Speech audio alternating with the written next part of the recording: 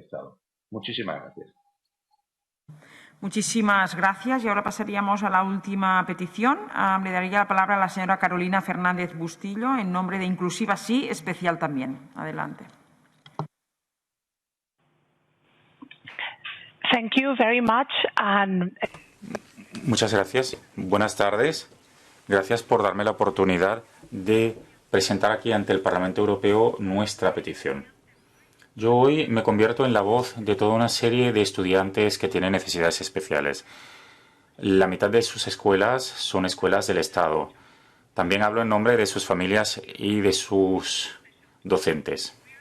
Yo represento a una ONG que se llama Sí Especial, Inclusiva Sí Especial también. Empezamos nuestra andadura en 2018 ante un intento de prohibir las escuelas de educación especial y también ante las declaraciones de la señora Celaá en el Parlamento Europeo cuando presentaba su plan según el cual los estudiantes de las escuelas especiales iban a pasar al sistema de educación general. Tiene los documentos en sus expedientes. ¿Por qué estamos aquí? Porque se ha desoído repetidamente nuestra perspectiva. Así lo confirmaron los observadores de Naciones Unidas que fueron a estudiar los centros educativos en España sin haberse desplazado nunca a un centro de educación especial. O sea que su perspectiva nos parece parcial. También el Parlamento Europeo español, las Cortes, nos ignoraron hace poco. Rechazaron nuestra instancia para tener una intervención en el Parlamento en vísperas de la aprobación de la Ley de Educación. Todo esto, como ya se ha explicado, se produjo en plena pandemia del coronavirus. Y aquí estamos para hacer oír nuestra voz porque las minorías tienen también sus propios derechos y nosotros somos una minoría. Nuestros niños con necesidades especiales que acuden a las escuelas especiales son una minoría, pero que tiene derechos. Y en concreto tienen el derecho a recibir una escolarización obligatoria y gratuita, como se prevé en la Carta de Derechos Fundamentales. Y las autoridades públicas han de considerar como prioritarios los intereses superiores del menor en todas las disposiciones que puedan adoptar y también cuando promulguen legislación. Así lo estipula el artículo 24 de la Carta. Por desgracia, la ley que se ha aprobado recientemente tiene graves carencias. En primer lugar, porque sienta un principio. El sistema, tal como se define en la ley, hace que prime el principio de la inclusión por delante de todos los demás principios. Nosotros, efectivamente, como padres de personas con necesidades especiales, estamos a favor de la inclusión.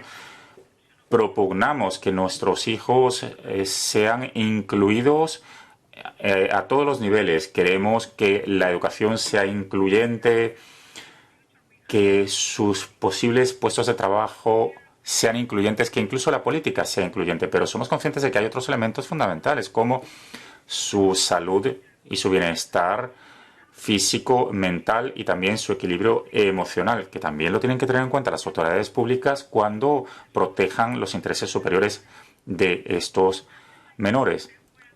Y según los principios de financiación de la ley, nuestras escuelas van a transformarse en un plazo de 10 años sin contar con presupuesto adicional.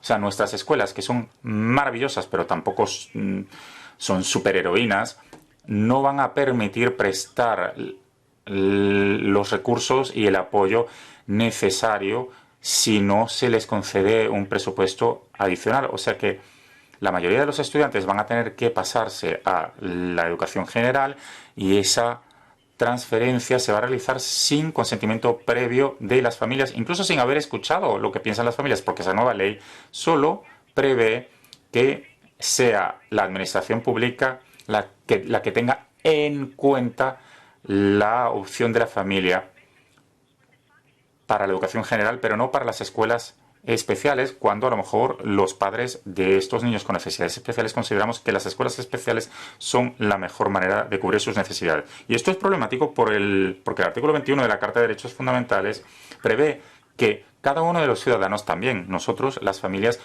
reciban un trato igualitario ante la ley, y también porque hace caso omiso de lo previsto en el apartado segundo del artículo 15 de la Carta Social, que dice explícitamente que las personas con alguna discapacidad tienen derecho a recibir una educación en el marco del sistema general. Les estoy leyendo directamente la Carta Social, cuando sea posible, y cuando no sea posible, mediante centros especializados. O sea que aquí me tienen, en el Parlamento Europeo, pidiéndoles que insten al Reino de España a que subsane estas violaciones de la legislación y que la protección de los intereses superiores del menor se plasme en la ley, y que todos los menores con necesidades especiales se reconozca que tienen derechos, y que uno de esos derechos es poder asistir a un centro de educación especial cuando ello sea necesario para proteger sus intereses superiores, y que se tomen las medidas necesarias para velar por que esas escuelas especiales puedan seguir existiendo, y también que insten al Reino de España a que trate en pie de igualdad a las familias de estos menores. Así que hoy estoy aquí ante ustedes pidiéndoles que nos escuchen, porque el futuro de los menores con necesidades especiales que en la actualidad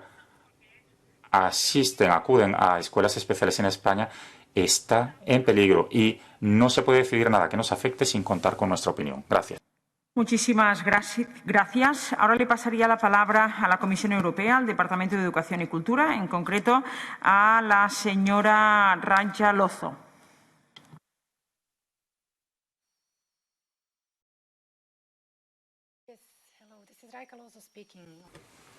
Gracias. No sé si me oyen. La oímos muy mal, muy bajo. Wait just a second. Can you hear me better? Yeah, now No? better. Ahora un poco mejor, sí. Bueno, intervengo en nombre de la Comisión Europea.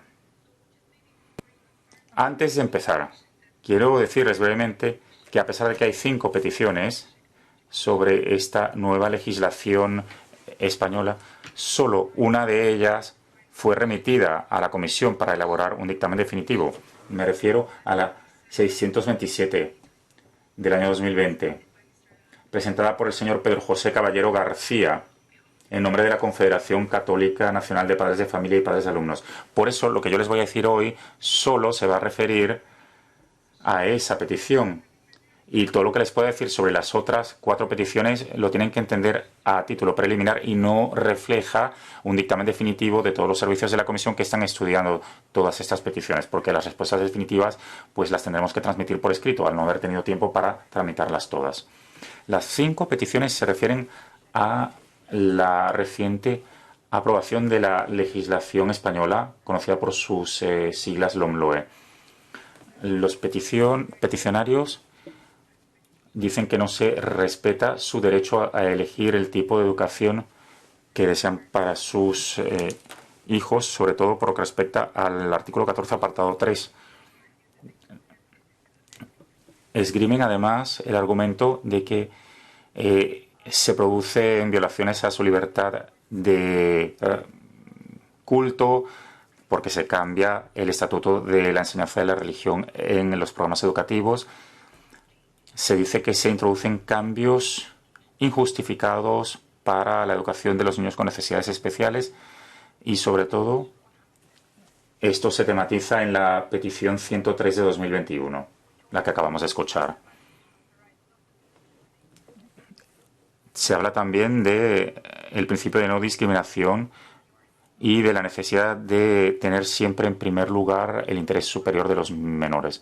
Se argumenta también que la ley supone limitaciones para las escuelas concertadas y las segregadas por sexo. Además, una petición, la 77 de 2021, se opone al cambio introducido